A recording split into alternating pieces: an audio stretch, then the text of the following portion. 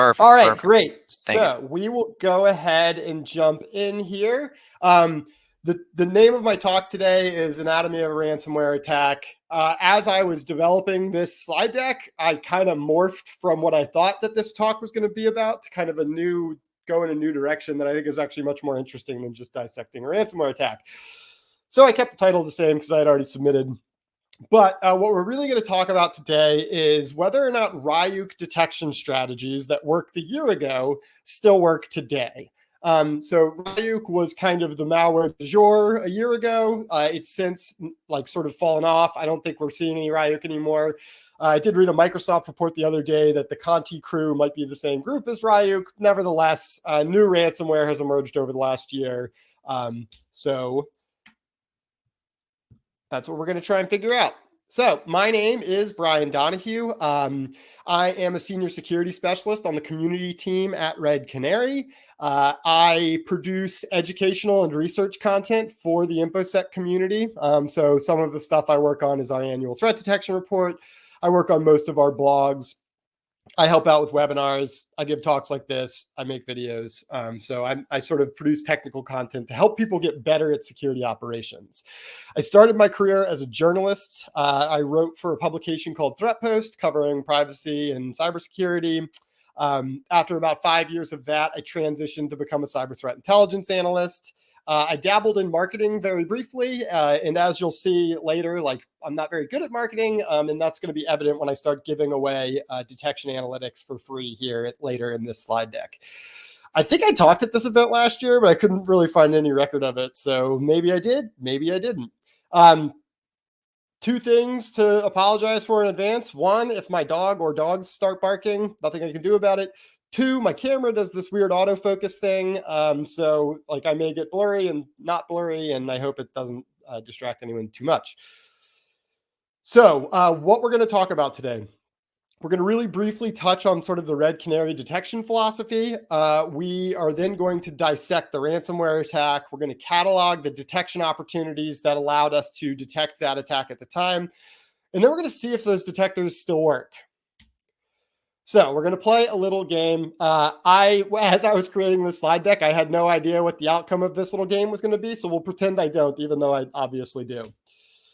So exactly 1 year ago today, on October 29th, 2020, we posted this blog called A Bizarre Start. And it was the story of how we helped a hospital thwart a ransomware attack. And the story is built around these 10 inflection points where we were able to detect activity that we call precursor activity that was ultimately leading up to a ransomware attack. So I have kind of two hypotheses here that are important. One is that most ransomware threats follow a similar pattern that includes conspicuous precursor activity. The other is that detection analytics that helped us catch ransomware a year ago will remain effective against current ransomware threats today. So the idea is this chain of events that we're going to talk about that are specific to Ryuk in general, most ransomware kind of follows a similar pattern.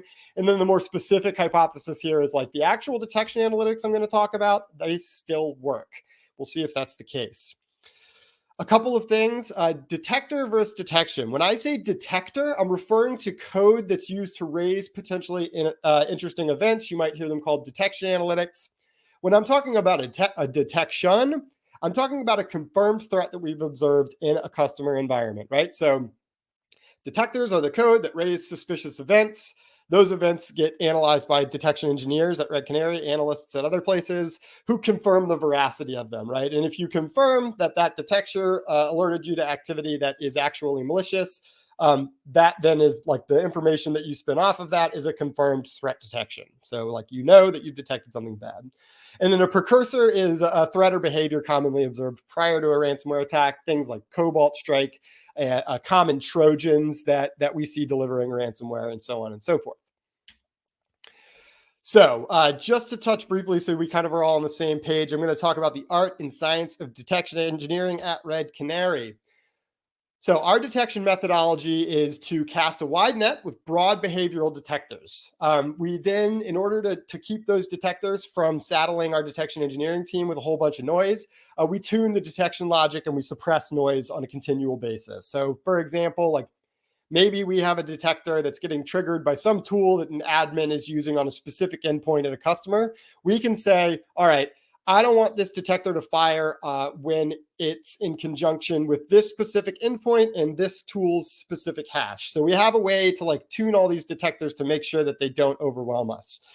We also do continuous testing and development. So if a detector is noisy, like they will tune it and fix it or retire it, right? So we're always developing new detectors, fixing old ones, and getting rid of ones that aren't useful anymore. And we probably have a library of 3,000 or 4,000 detection analytics that our team of detection engineers takes care of on a daily basis. To put this kind of another way, to kind of explain what Red Canary is doing at scale, we process a petabyte of telemetry, endpoint telemetry primarily, also other signals as well, on a daily basis. So from that petabyte of data, like it comes into the engine and it gets compared against those detection analytics. And when we see a match, so let's say like we have a detector, this is a fake detector that I'm making up, but let's say we have a detector that looks for winword.exe spawning PowerShell, right? So if we see a process that is winword.exe, spawn a process that is PowerShell, that will raise an event to our detection engineering team, and they will investigate that event. So over the last year, roughly 28 million investigative leads have come into our detection engineering team. Not all of those require a human to look at. We have like a series of bots that can do a lot of the legwork on that too. So, we didn't actually physically analyze 28 million events. That would be a tremendous amount. And then from those, so when the detection engineers are investigating an event, like if they think it's malicious or they know it's malicious, they will create a confirmed threat detection. That includes a wide variety of context, a whole timeline of events of things that happened around the time of that threat, things like process command line parameters, network connections, mod loads, all sorts of EDR data. So from those 28 million investigative leads, we pared that down to 40,000 confirmed threats across our customer base last year. So by maintaining like a living library of broad behavioral detection analytics like this and targeted suppression rules, you can reliably catch threats, even unknown ones, without saddling your team in meaningless alerts. That's a quote that I made up like 2 days ago. I probably am misquoting someone smarter than me. So the point of that, though, is to point out that detection in depth works really, really well. And the reason I brought up unknown threats is because that's kind of what we're talking about today, right? Like we're going to talk about detection analytics, like why these were created in the first place. For a lot of them, I don't even know, right? I know that when we analyzed this bizarre attack, bizarre the Trojan, not bizarre like the state of weirdness. So when we analyzed that attack, like there were these 10 detection analytics that caught all of the various things that were occurring before the actual ransomware execution. So the idea now is like, we couldn't have known on October 29th, 2020, what kind of threats were going to be prominent on October 29th, 2021. So basically the practice, those detection analytics are potentially expected to detect unknown things. And we detect a lot of unknown things at Red Canary. In March, we saw a bunch of weird web shell activity spawning out of Exchange, and that turned out to be those Exchange 0 days. The Kaseya incident, we saw some weird package getting dropped by the Kaseya VSA, like hours before Kaseya acknowledged the incident, hours before anyone started talking about it on social media. Just last Friday, there was that npm JScript parser package that got poisoned and was dropping loaders and crypto miners. Like we caught that before we knew anything about it. We're consistently able to catch these things because of broad behavioral analytics that don't look for specific things. They just look for behaviors that we associate with maliciousness. So let's get down to the game we're going to play. The blog was called A Bizarre Start, How We Helped a Hospital Thwart a Ransomware Outbreak. These are the 10 detection analytics sort of encapsulated. Now, the time elapsed here is important because at the time when we were looking into intel and what other people were saying about this bizarre Trojan, we were basically seeing that it was kind of like an hour from when the Trojan got its initial foothold through all of the various precursor activities to the point where it encrypted things. So the total time elapsed here for us, and we did not let this execute ransomware in the environment, obviously, it was 53 minutes. So, in other words, right, we start off here with a ransomware like sample execution chain. So Bazaar executes, it then issues a bunch of recon commands. From there, we get Cobalt Strike deployment doing C2 stuff. And then finally, we intercept that threat before we get to that hour benchmark where we're worried about that ransomware being deployed. So now we're going to run through all of those 10 detection opportunities, and we are going to talk about which ones work and which ones don't. So this first detection opportunity is a detection associated with process injection. And the detector that we're talking about here, so down here, you see this Win Bazaar backdoor. Those are the short names for the detectors, but I'll describe what they do. So this detector identifies commonly observed behaviors associated with Bazaar or Bazaar loader malware, and it looks for instances of command.exe executing without a command line argument with a netcon to port 53 or 443, and with multiple child processes. This is a pretty narrowly targeted detection analytic, all things said. So let's see if it worked. And I should say, my methodology here was I went and I looked at these detectors and I said, has this detected any evil over the last 30 days?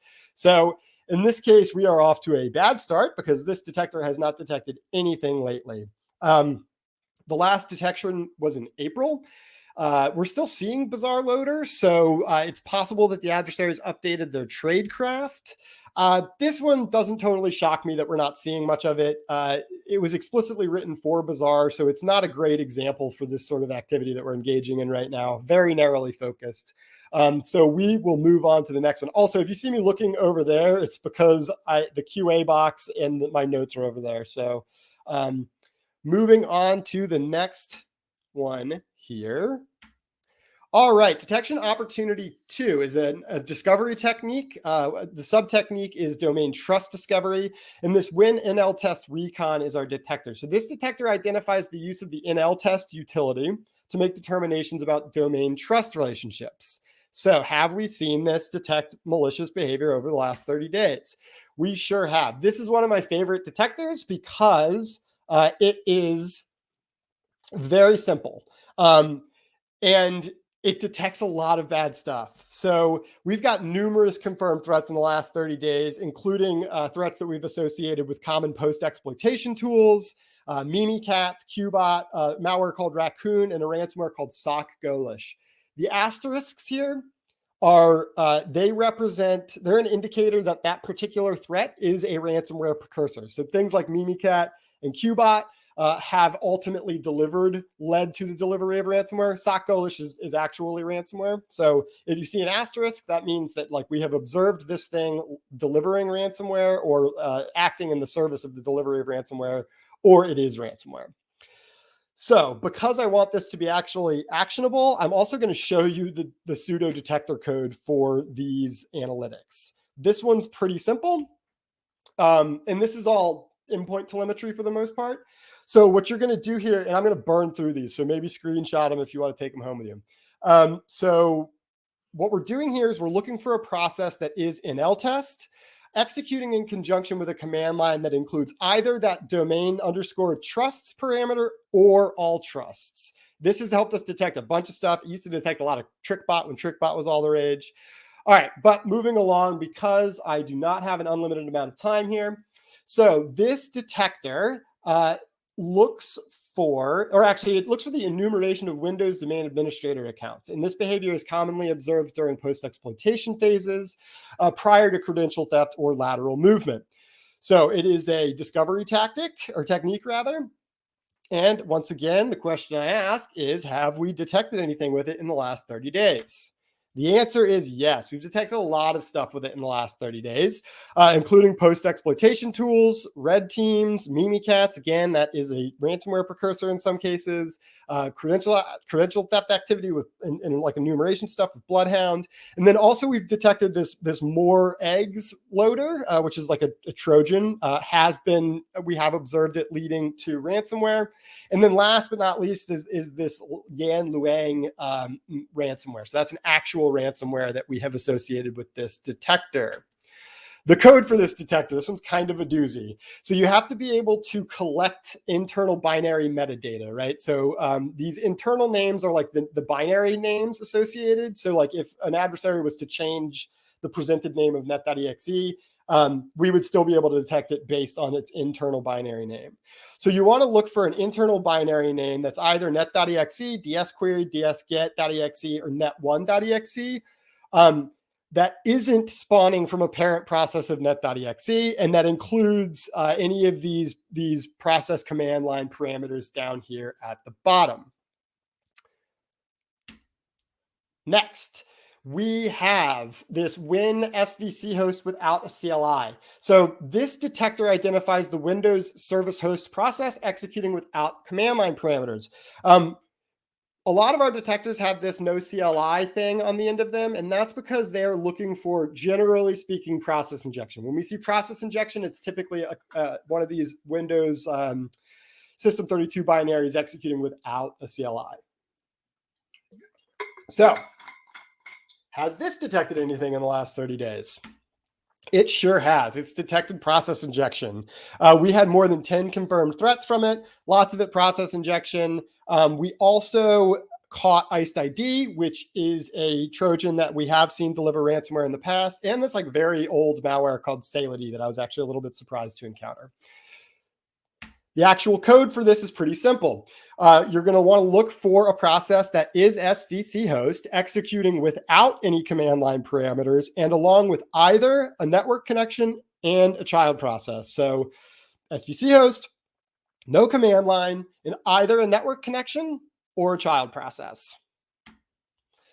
Moving right along, let me check my time. All right, we seem to be doing all right. This is another one of my favorite detection analytics here. You get a lot of bang for your buck out of this one. So this is the Windows PowerShell shortened encoded command switch detector. We have detected all sorts of evil with this over the last 30 days, including Cobalt Strike, which obviously very frequently delivers ransomware. Mimikatz. Atomic Red Team is, I'm actually wearing my Atomic Red Team shirt right now. Atomic Red Team is Red Canary's open source adversary emulation platform. It's a library of tests that you can use to test your detection analytics and your ability to detect common threats. We see a lot of it because we obviously encourage our customers to run atomic tests to make sure everything's configured correctly and working properly.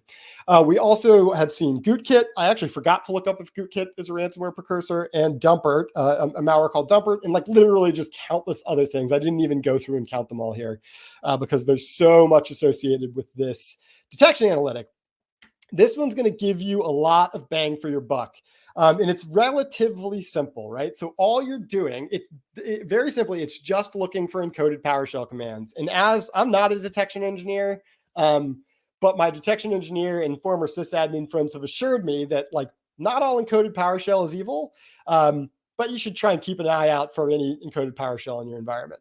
So basically all we're looking for here is a process that is PowerShell executing in conjunction with any variation of the encoded command switch. So that can be the whole thing, encoded command. It also can be just -E. It can be -EC, and then it can literally be -EN, -ENC, like any like permutation of encoded command as long as it's in the right order, or -EC. This is a great detector. It's probably the detector that we have talked about publicly most often. Like it's been in blogs, it's been in our threat detection report. It's very, very, very useful. All right, moving on to detection opportunity 6. This is a Cobalt Strike beacon specific detector. It looks for the use of Cobalt Strike beacon, a Cobalt Strike beacon implant, allowing adversaries to pivot and issue commands over SMB through the use of configurable named pipes. Have we seen anything with it in the last 30 days? We have not. So I'm not too shocked by this. We saw some detections over the summer. Again, it's very narrowly focused, looking for like very specific file modification and file path patterns.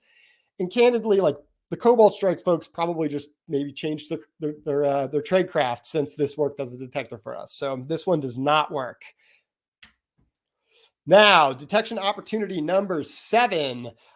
This detector identifies the enumeration of enterprise administrators in the Active Directory group. And it's generally like the activity this picks up is generally associated with post-exploitation, reconnaissance, and lateral movement. It is another discovery technique. Yes, we have detected quite a few threats, 5 in fact, with this over the last 30 days, including red teams, offensive security tooling. You may notice that I have offensive security tooling. When there was a tool that I saw we detected that I didn't want to name or a red team, I just went ahead and used that catch-all. We also detected Mimikatz and this malware called Rubius. Now, what does the code for this one look like? All right, so you want to look for a process that is net.exe, right? So look for the process that includes net in it. Make sure it has an internal name of net1.exe. And then you also want it to have a command line with enterprise and either admin or administrator, right? And this is indicative of sort of discovery techniques where adversaries are trying to figure out who the administrators are in a given environment. All right, we seem to be doing okay with time. We are at detection opportunity 8. This one is a 3-fer. So I will run through each of these detection analytics now. The first is this Windows possible Mimikatz, right? So this detector identifies processes calling an open process to LSASS. So opening a handle into LSASS and loading dynamic link libraries consistent with credential theft activity. Okay. The second detector here, this Win Reg Server 32 with an external network connection. This detector identifies Reg Server 32 executing and establishing a network connection to some external host. And this is commonly associated with post-exploitation PowerShell activity. Last but not least, we have a somewhat related detection analytic. It's this Win Reg Server 32 without a CLI. And this detector simply identifies Reg Server 32 being executed without any command line parameters. Again, this is one of those potential process injection techniques that we talked about. So, have these detected anything over the last 30 days? Yes, they've detected more than 20 detections over the last 30 days, which is kind of cheating a little bit because there's 3 detectors at play here. But we've caught Mimikatz, Atomic Red Team, Cobalt Strike. Again, these asterisks are indicators that the threat is a ransomware precursor that can lead to a ransomware infection. We've also caught Coveter and Bloodhound. So what do these detectors look like? Like, what's the code for them? How can you implement them in your own environment? This one's a little complicated. So you need to have an EDR that tracks cross-process handles. So you want to look for anything that's opening a handle into LSASS. And then that has a mod load of the following DLLs. Now, I believe in the blog, we said that you want to look for it having 5 or more mod loads with any of these DLLs here. Like, as is the case with all of these analytics, like they're going to vary from one environment to the next. So 5 may work for you, it may not. But like you can go in and you can mess around with just one of these or like executing any of them or any 2 of them or any 3 until you find that sweet spot that works for your environment.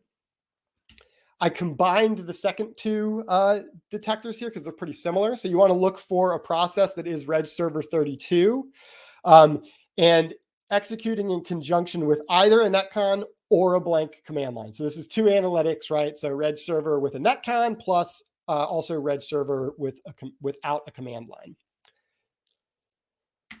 All right, we're on our second to last detection opportunity here. This is a lateral movement technique that we're looking for here. The sub technique is window admin shares /SMB. This detector identifies processes exceeding an established threshold of network connections to port 445. The activity is commonly observed with post-exploitation, SMB scanning, and lateral movement. So, has this detected any threats over the last 30 days? It sure has. 5+ detections, including Mimikatz, red teams. The SolarGate things are like as a catch-all I'm using here to refer to like any of the various threats that we associated with the SolarWinds activity. We've also seen it detect some attack simulation platforms as well. I didn't include the code here, but let me explain something to you. Like the key here is just looking for network connections over port 445. Pick an arbitrary number. Create an alert for it. If that alert generates a bunch of false positives, increase that number until you find the sweet spot where the signal to noise ratio is right. We're doing this at a very big scale at Red Canary, so it's probably not helpful to hear our specific threshold, nor do I want to tip our hat for what that is. All right, the last detection opportunity here, and we got about 5 minutes left, so I should have some time for a Q&A at the end. Is a detector that identifies the open source tool adfind.exe, extracting information from Active Directory for the purposes of reconnaissance. We have not detected anything with this in the last 30 days. This one surprised me a little bit. I thought we would see stuff here. We did see some activity in September and August, and it was generally, it appeared to be sort of Active Directory reconnaissance. So I won't show the code for that because it hasn't been working lately. But to summarize, so we started out this talk with a question, right?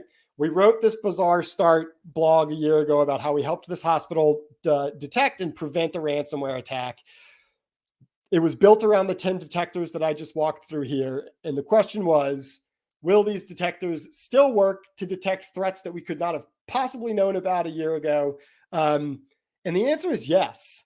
70% of the detectors referenced in that blog detected evil in the last 30 days. And this math is actually wrong because all 3 of those detectors that I bundled together in detection opportunity 7 or 8 detected evil. So it's really more like 80, 85%.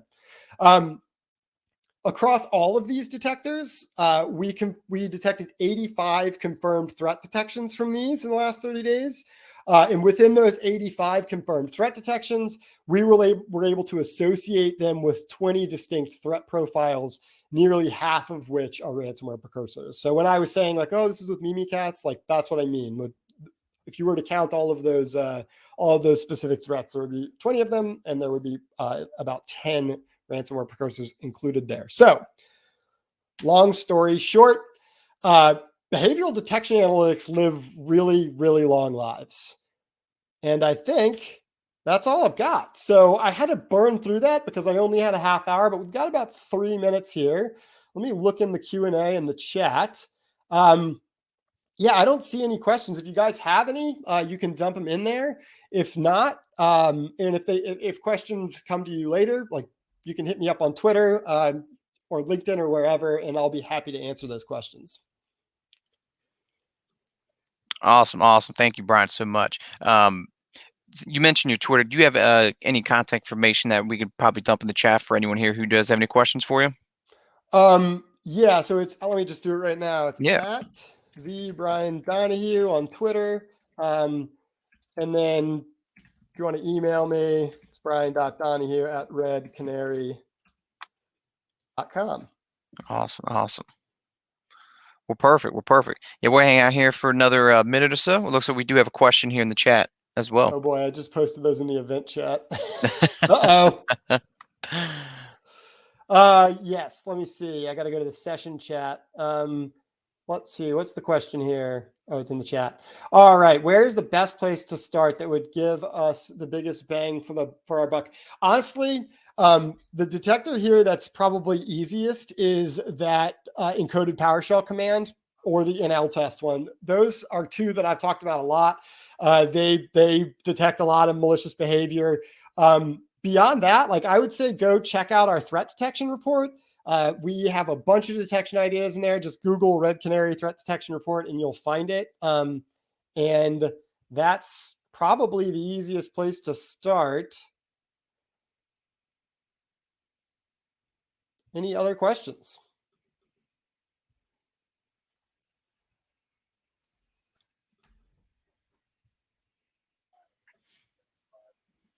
That's a good question. Just a friendly reminder, after this, we do have the expo. So please feel free to look at the left-hand side of the screen, go to the expo, take a look at some of my vendors, just like Brian, jump over there, meet them, ask more questions. Yeah. Also, if you go to the Red Canary booth and you want like an Atomic Red Team t-shirt or a Red Canary t-shirt, I'm sure my friend Jamie Pezza over there will hook you up. So thank you guys all for attending my talk. I hope you enjoyed it. Hit me up on Twitter, email. If you have any questions, I'll be happy to answer them or find someone who can answer them.